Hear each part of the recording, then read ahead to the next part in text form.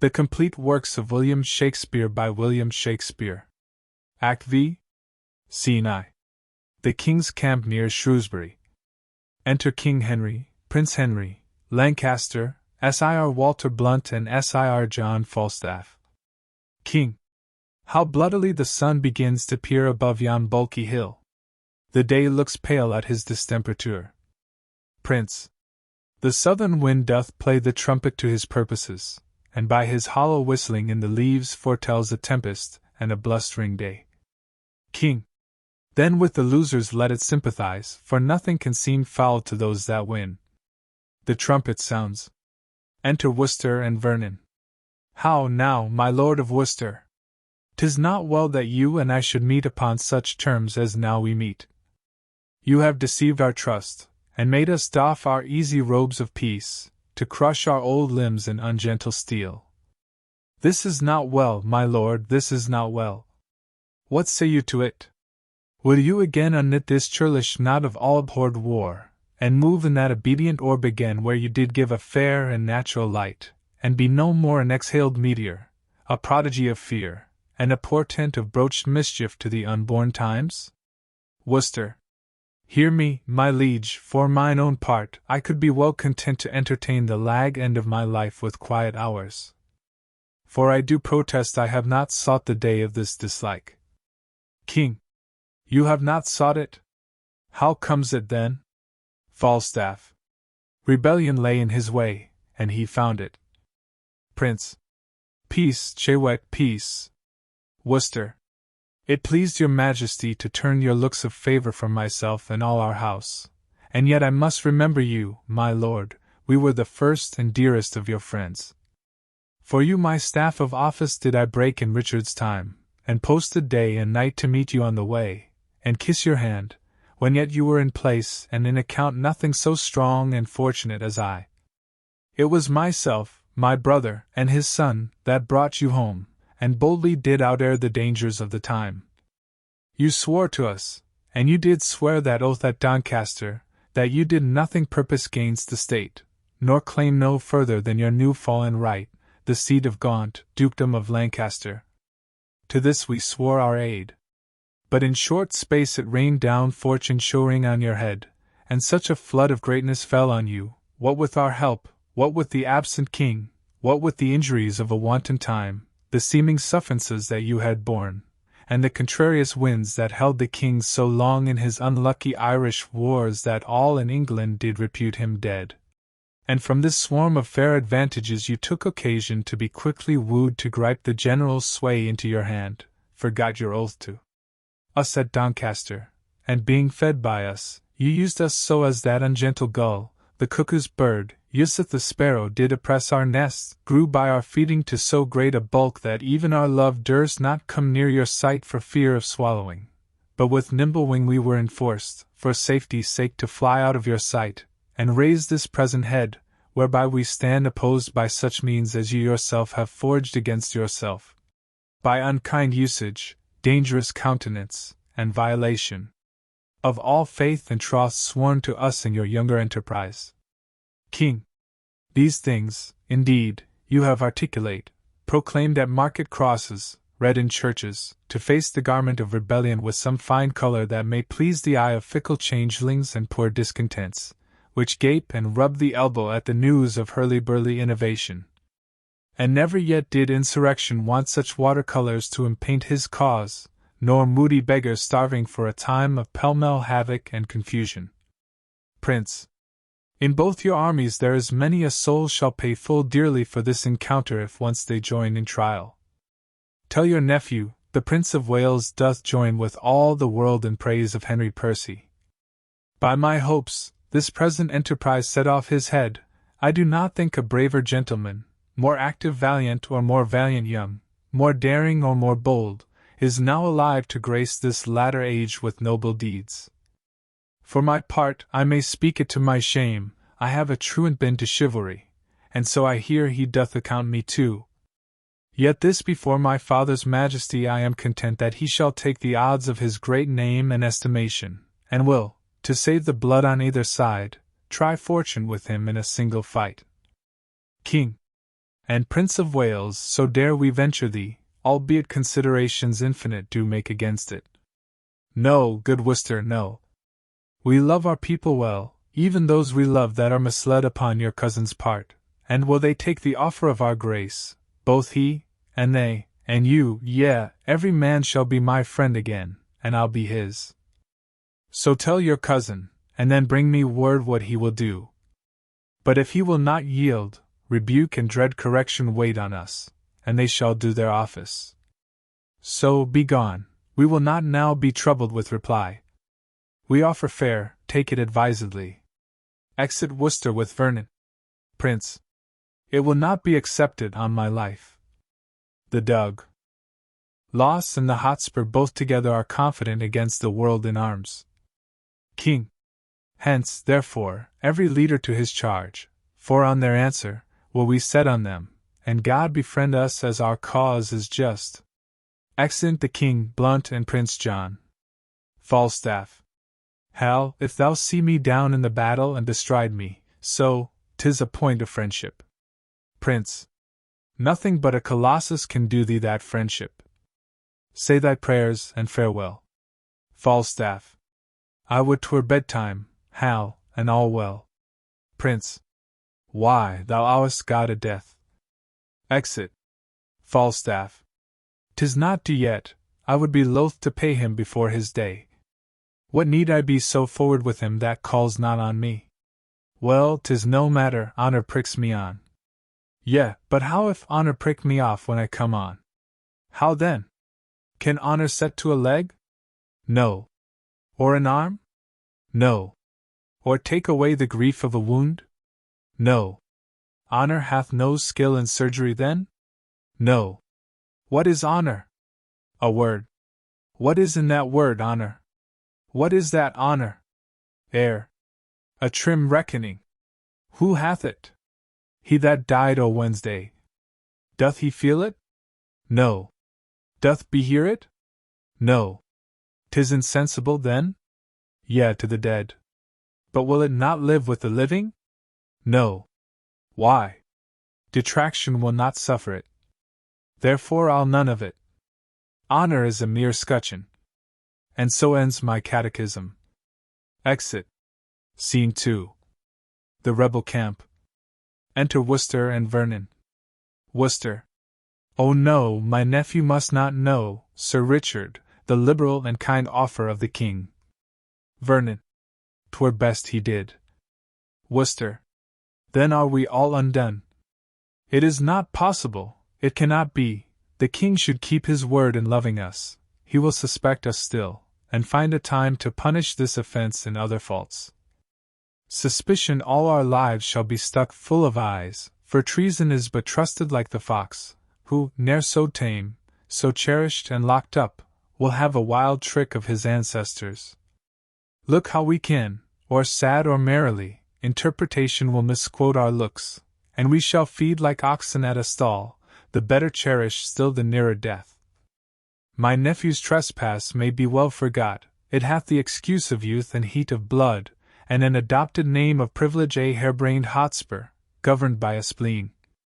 All his offences live upon my head and on his father's. We did train him on, and, his corruption being ta'en from us, we as the spring of all shall pay for all. Therefore, good cousin, let not Harry know in any case the offer of the king. Vernon. Deliver what you will, I'll say 'tis so. Here comes your cousin.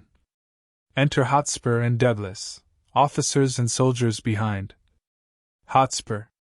My uncle is returned. Deliver up my lord of Westmoreland. Uncle, what news? Worcester. The king will bid you battle presently. Douglas. Defy him by the lord of Westmoreland. Hotspur. Lord Douglas, go you and tell him so. Douglas. Marry, I shall, and very willingly. Exit. Worcester. There is no seeming mercy in the king. Hotspur. Did you beg any? God forbid. Worcester. I told him gently of our grievances, of his oath breaking, which he mended thus, by now forswearing that he is forsworn. He calls us rebels, traitors, and will scourge with haughty arms this hateful name in us. Enter Douglas. Douglas. Arm, gentlemen, to arms! For I have thrown a brave defiance in King Henry's teeth, and Westmoreland, that was engaged, did bear it, which cannot choose but bring him quickly on. Worcester. The Prince of Wales stepped forth before the king, and nephew, challenged you to single fight. Hotspur.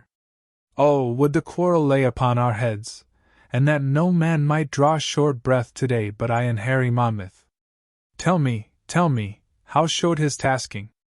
Seemed it in contempt? Vernon. No, by my soul.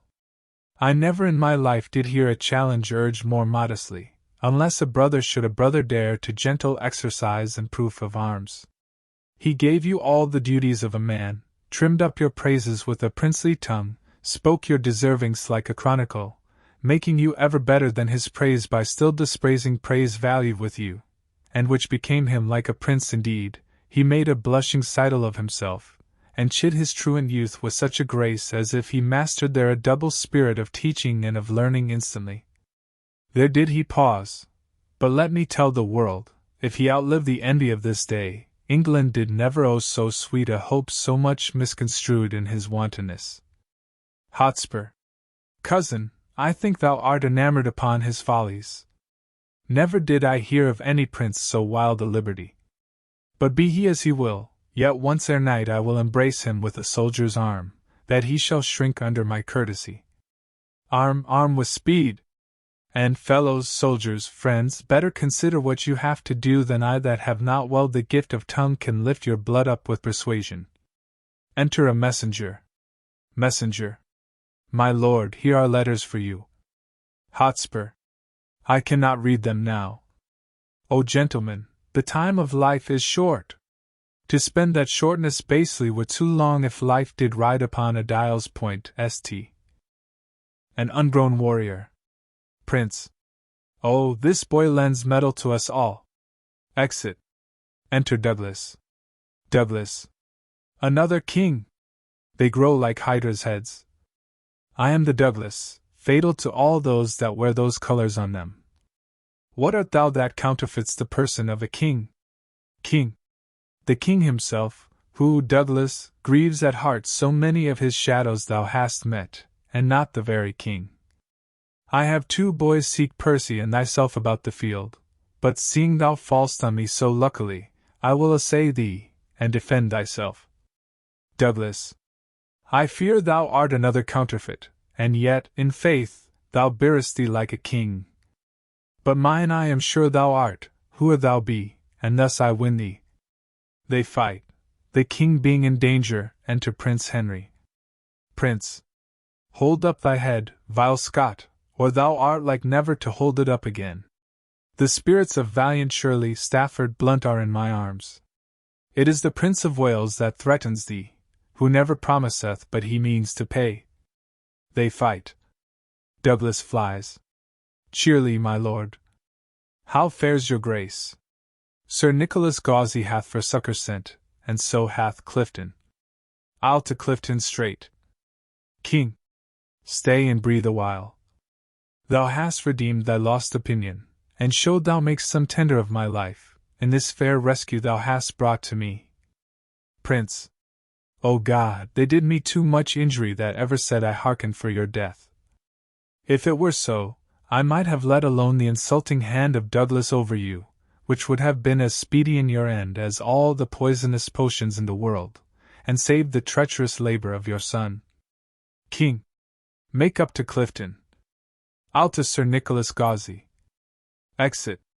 Enter Hotspur. Hotspur. If I mistake not, thou art Harry Monmouth. Prince. Thou speakst as if I would deny my name. Hotspur. My name is Harry Percy. Prince. Why then I see a very valiant rebel of the name. I am the Prince of Wales, and think not, Percy, to share with me in glory any more.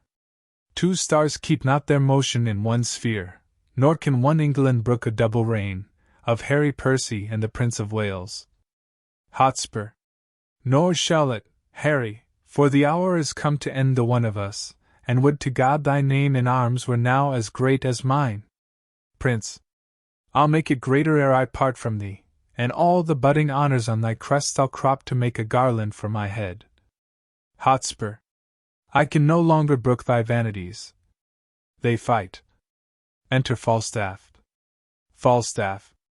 Well said, Hal. To it, Hal. Nay, you shall find no boys' play here, I can tell you. Enter Douglas. He fights with Falstaff, who falls down as if he were dead, and exit Douglas. The prince kills Hotspur. Hotspur. O Harry, thou hast robbed me of my youth. I better brook the loss of brittle life than those proud titles thou hast won of me. They wound my thoughts worse than thy sword my flesh. But thoughts, the slaves of life, and life, time's fool, and time, that takes survey of all the world, must have a stop. Oh, I could prophesy, but that the earthy and cold hand of death lies on my tongue. No, Percy, thou art dust, and food for dyes. Prince. For worms, brave Percy. Fare thee well, great heart. Ill-weaved ambition, how much art thou shrunk! When that this body did contain a spirit, a kingdom, for it was too small a bound, but now 2 paces of the vilest earth is room enough. This earth that bears thee dead bears not alive so stout a gentleman.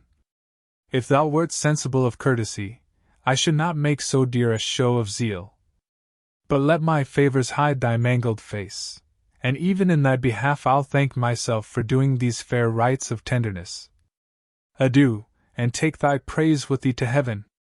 Thy ignominy sleep with thee in the grave, but not remembered in thy epitaph. Sees Falstaff on the ground. What, old acquaintance, could not all this flesh keep in a little life?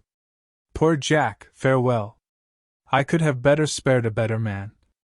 Oh, I should have a heavy miss of thee if I were much in love with vanity.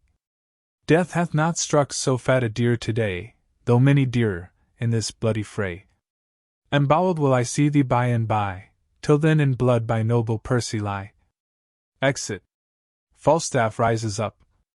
Falstaff. Embowelled. If thou embowel me today, I'll give you leave to powder me and eat me too tomorrow. Sblood, 'twas time to counterfeit, or that hot termagant Scot had paid me Scot and lot too. Counterfeit? I lie, I am no counterfeit. To die is to be a counterfeit, for he is but the counterfeit of a man who hath not the life of a man. But to counterfeit dying, when a man thereby liveth, is to be no counterfeit, but the true and perfect image of life indeed. The better part of valor is discretion, in the which better part one have saved my life. Zounds, I am afraid of this gunpowder Percy, though he be dead. How if he should counterfeit too, and rise? By my faith, I am afraid he would prove the better counterfeit. Therefore I'll make him sure, yea, and I'll swear I killed him. Why may not he rise as well as I? Nothing confutes me but eyes and en. Abadi sees me. Therefore, sirrah, with a new wound in your thigh, come you along with me. Takes Hotspur on his back. Enter Prince Henry and Lancaster. Prince. Come, brother John, full bravely hast thou fleshed thy maiden sword. Lancaster. But soft, whom have we here? Did you not tell me this fat man was dead? Prince. I did. I saw him dead, breathless and bleeding on the ground. Art thou alive? Or is it fantasy that plays upon our eyesight? I prithee speak, we will not trust our eyes without our ears. Thou art not what thou seemst. Falstaff. No, that's certain, I am not a double man. But if I be not Jack Falstaff, then am I a Jack. There is Percy. Throwing the body down. If your father will do me any honor, so, if not, let him kill the next Percy himself. I look to be either Earl or Duke, I can assure you. Prince. Why, Percy, I killed myself, and saw thee dead. Falstaff. Didst thou? Lord, Lord, how this world is given to lying! I grant you I was down and out of breath, and so was he, but we rose both at an instant, and fought a long hour by Shrewsbury clock. If I may be believed, so, If not, let them that should reward valor bear the sin upon their own heads. I'll take it upon my death, I gave him this wound in the thigh. If the man were alive, and would deny it, zounds, I would make him eat a piece of my sword. Lancaster. This is the strangest tale that ever I heard. Prince. This is the strangest fellow, Brother John. Come, bring your luggage nobly on your back. For my part, if a lie may do thee grace, I'll gild it with the happiest terms I have. A retreat is sounded. The trumpet sounds retreat, the day is ours. Come, brother, let us to the highest of the field, to see what friends are living, who are dead. Exeunt Prince Henry and Lancaster. Falstaff. I'll follow, as they say, for reward. He that rewards me, God reward him. If I do grow great, I'll grow less, for I'll purge, and leave sack, and live cleanly as a nobleman should do. Exit, bearing off the body. Scene V. Another part of the field. The trumpets sound. Enter King Henry, Prince Henry, Lancaster, Westmoreland and others, with Worcester and Vernon prisoners. King. Thus ever did rebellion find rebuke. Ill-spirited Worcester, did not we send grace, pardon, and terms of love to all of you? And wouldst thou turn our offers contrary? Misuse the tenor of thy kinsman's trust? 3 knights upon our party slain today, a noble earl, and many a creature else, had been alive this hour, if, like a Christian, thou hadst truly borne betwixt our armies true intelligence. Worcester. What I have done my safety urged me to, and I embraced this fortune patiently, since not to be avoided it falls on me. King. Bear Worcester to the death, and Vernon too. Other offenders we will pause upon. Exeunt Worcester and Vernon guarded. How goes the field? Prince. The noble Scot, Lord Douglas, when he saw the fortune of the day quite turned from him, the noble Percy slain, and all his men upon the foot of fear, fled with the rest, and falling from a hill, he was so bruised that the pursuers took him. At my tent the Douglas is, and I beseech your grace I may dispose of him. King. With all my heart. Prince. Then, Brother John of Lancaster, to you this honourable bounty shall belong. Go to the Douglas and deliver him up to his pleasure, ransomless and free. His valour shown upon our crests today hath taught us how to cherish such high deeds, even in the bosom of our adversaries. Lancaster. I thank your grace for this high courtesy, which I shall give away immediately. King. Then this remains, that we divide our power.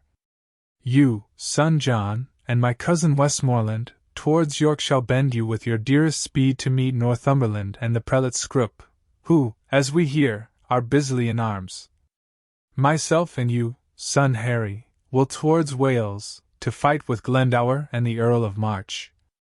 Rebellion in this land shall lose his sway, meeting the check of such another day, and since this business so fair is done, let us not leave till all our own be won. Exeunt. The second part of King Henry IV contents Induction ACTI Scene I. The same. Scene 2. London. A street. Scene 3. York. The Archbishop's Palace. ACT 2 Scene I. London. A street. Scene 2. London. Another street. Scene 3. Warkworth. Before the castle. Scene 4. The Boar's Head Tavern in Eastcheap. ACT 3 Scene I. Westminster. The Palace. Scene 2. Gloucestershire. Before Justice Shallow's house. ACT 4 Scene I. Yorkshire. Galtree Forest. Scene 2. Another part of the forest. Scene 3. Another part of the forest. Scene 4. Westminster. The Jerusalem Chamber. Scene V. Another chamber. ACTV Scene I. Gloucestershire. Shallow's house. Scene 2. Westminster. The Palace. Scene 3. Gloucestershire. Shallow's orchard. Scene 4. London. A street. Scene V. A public place near Westminster Abbey. Epilogue Dramatis Personae Rumour, the presenter. King Henry IV. Henry, Prince of Wales, afterwards King. Henry V. Thomas, Duke of Clarence. Prince John of Lancaster. Prince Humphrey of Gloucester. Earl of Warwick. Earl of Westmoreland. Earl of Surrey. Gower. Harcourt. Sir John Blunt. Lord Chief Justice of the King's Bench. A servant of the Chief Justice. Henry Percy, Earl of Northumberland.